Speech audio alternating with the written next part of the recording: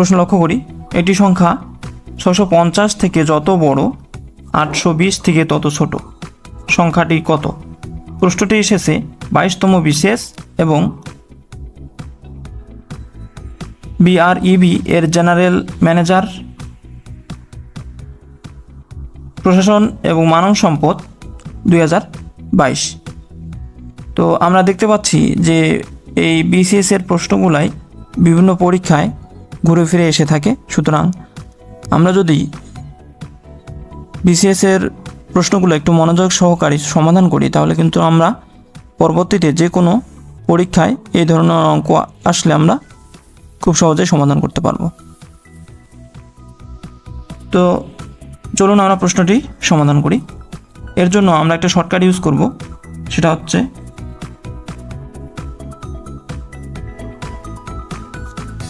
নির্ণেয় সংখ্যা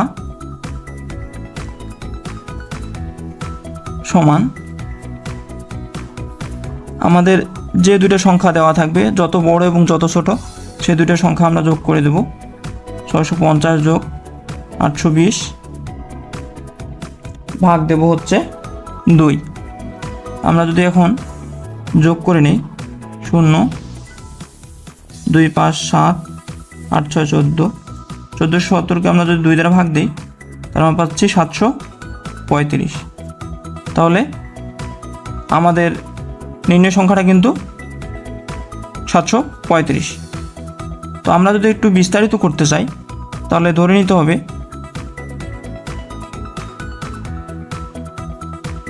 ধরি সংখ্যাটি x। এখন বলছে যে কি একটি সংখ্যা এত থেকে যত বড়, তাহলে 650 কি ছোট সংখ্যা, অর্থাৎ x থেকে 650 বিয়োগ যাবে, তাহলে x থেকে 650 বিয়োগ, এবং বলছে যে 820 থেকে তত ছোট, তাহলে 820 থেকে কি বাদ যাবে, x বাদ যাবে।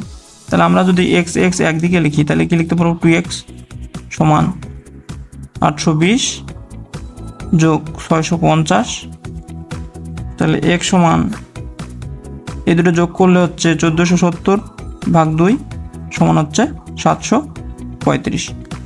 তো বিস্তারিত করতে গেলে অনেক সময়ের প্রয়োজন, কিন্তু আমরা যদি এই শর্টকাট সূত্রটা মনে রাখি, এই শর্টকাট সূত্রটা কিন্তু এর থেকেই আসছে, অর্থাৎ বেসিক থেকেই আসছে। তো আমরা এই শর্টকাট সূত্রটা এটা সম্পূর্ণটা না করে এমসিকিউর জন্য যদি আমরা এই নির্ণয় সংখ্যা যদি বের করতে বলে, তাহলে আমরা যে দুইটা সংখ্যা দেওয়া থাকবে সেই দুইটা যোগ করব, যোগ করে 2 দ্বারা ভাগ দেব, তাহলে আমাদের অ্যান্সার খুব সহজেই অল্প সময়ে চলে আসবে। আচ্ছা, 1050 টাকায় ভ্যাট দিতে হয় 17 টাকা। একটি দ্রব্য 25% লাভে বিক্রয় করলে উহার ক্রয় মূল্য ও বিক্রয় মূল্যের অনুপাত কত? তো আমাদের কিন্তু প্রথমের যে অংশটা, সেটা অংশটা কিন্তু আমাদের ম্যাথ করার ক্ষেত্রে প্রযোজ্য হবে না, অর্থাৎ এটা আমাদের দরকার নেই। অর্থাৎ কিছু কিছু অংশ আমাদের কনফিউশন তৈরি করার জন্য দিয়ে থাকে, সুতরাং আমরা ওই জিনিসটাকে কি করব, অ্যাভয়েড করব, কারণ ওই জিনিসটা ম্যাথ করার জন্য প্রয়োজন নেই। তাহলে এখানে বলছে যে 25% লাভে, তাহলে ক্রয় মূল্য আমরা ধরে নিই, ক্রয় মূল্য সমান 100 টাকা। তাহলে বিক্রয় মূল্য কত হবে, 25% লাভে, তাহলে 100 যোগ 25 টাকা সমান 125 টাকা।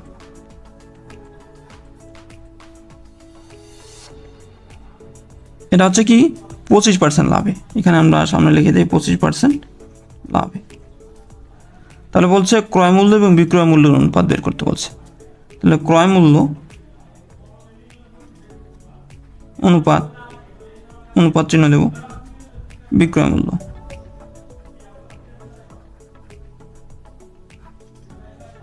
সমান আমরা লিখতে পারি 100 অনুপাত 125। এই অনুপাতটাকে আমরা ভাগ আকারে লিখতে পারি 100/125। তাহলে আমরা যদি 25 দিয়ে 100কে ভাগ দিই 4, 25 দিয়ে যদি 125কে ভাগ দিই তাহলে 5, তাহলে 4/5। এটাকে আমরা আবার লিখতে পারি 4/5। তাহলে ক্রয় মূল্য বিক্রয় মূল্য অনুপাত হবে 4/5। তাহলে আমাদের অ্যান্সার হচ্ছে ক। আচ্ছা, আমরা আরেকটি প্রশ্ন লক্ষ্য করি, এটা গুরুত্বপূর্ণ প্রশ্ন। 4% লবণ রয়েছে এমন 6 লিটার সমুদ্র জল থেকে 1 লিটার পানি বাষ্পীভূত করলে তার লবণাক্ততা কত শতাংশ হবে সেটা আমাদেরকে বের করতে হবে। আচ্ছা, আমরা যদি একটু মনোযোগ সহকারে চিন্তা করি অঙ্কটা, পানির মধ্যে কি আছে? লবণ আছে। কত পার্সেন্ট? 4%। এবং 1 লিটার পানি বাষ্পীভূত হয়ে গেছে তাপে, তাহলে সেখানে কি কোনো লবণ বাষ্পীভূত হবে? আমরা জানি পানির স্ফুটনাঙ্ক 100 ডিগ্রি সেলসিয়াস, অর্থাৎ তাপমাত্রা 100 ডিগ্রি সেলসিয়াস পর্যন্ত কী হবে? পানি বাষ্পীভূত হবে এবং পানি শেষ না হওয়া পর্যন্ত তাপমাত্রা কিন্তু 100ই থাকবে। সেক্ষেত্রে লবণের স্ফুটনাঙ্ক কিন্তু 100 ডিগ্রি সেলসিয়াস না। সুতরাং কী হবে? যে পরিমাণ লবণ থাকবে ওই পরিমাণ লবণও কিন্তু 1 লিটার পানি বাষ্পীভূত হওয়ার পরও থেকে যাবে। অর্থাৎ পানি যে পরিমাণ বাষ্পীভূত হোক না কেন, লবণের পরিমাণ সে পরিমাণে থাকবে পানি শেষ না হওয়া পর্যন্ত। সুতরাং এখানে লবণের পরিমাণ একই থাকবে, এখানে কিন্তু চেঞ্জ হবে না। তাহলে লবণের কি হবে না? লবণের কোনো পরিবর্তন হবে না।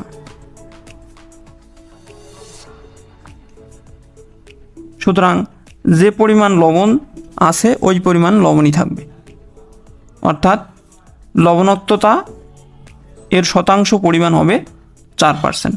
তাহলে আমাদের অ্যান্সার ক হবে। আমরা অপর একটি প্রশ্ন লক্ষ্য করি, 3টি ক্রমিক বিজোড় সংখ্যার যোগফল 57, মধ্যম সংখ্যাটি কত? প্রশ্নটি এসেছে জনপ্রশাসন মন্ত্রণালয়ের প্রশাসনিক কর্মকর্তা। তো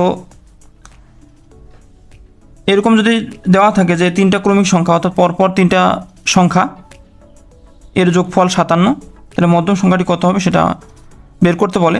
তাহলে আমরা একটা সূত্র অ্যাপ্লাই করব, সেটা হচ্ছে মধ্যম সংখ্যা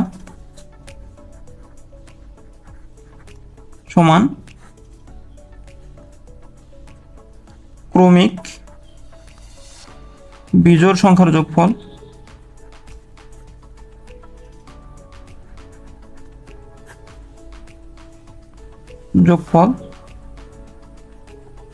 ভাগ 3। যেহেতু 3টা সংখ্যা আছে সেজন্য 3 দ্বারা যদি ভাগ দিই তাহলে আমাদের মধ্যম সংখ্যাটা বের হয়ে যাবে। তাহলে 3টা ক্রমিক বিজোড় সংখ্যা যোগফল কত? 57 ভাগ 3। তো আমরা যদি ভাগ দিই তাহলে 2 19 57। তাহলে আমাদের যে মধ্যম সংখ্যাটি সেটা হবে 19। তাহলে আমাদের অ্যান্সার হচ্ছে ক। তো ভিডিওটি যদি ভালো লাগে তাহলে অবশ্যই ভিডিওটিতে একটি লাইক করবেন, কমেন্ট করবেন এবং চ্যানেলটিতে যারা নতুন তারা অবশ্যই চ্যানেলটি সাবস্ক্রাইব করবেন এবং আমাদের সঙ্গেই থাকবেন। দেখা হচ্ছে নতুন কোনো ভিডিও নিয়ে। ততদিন সুস্থ থাকবেন, ভালো থাকবেন। ধন্যবাদ সবাইকে।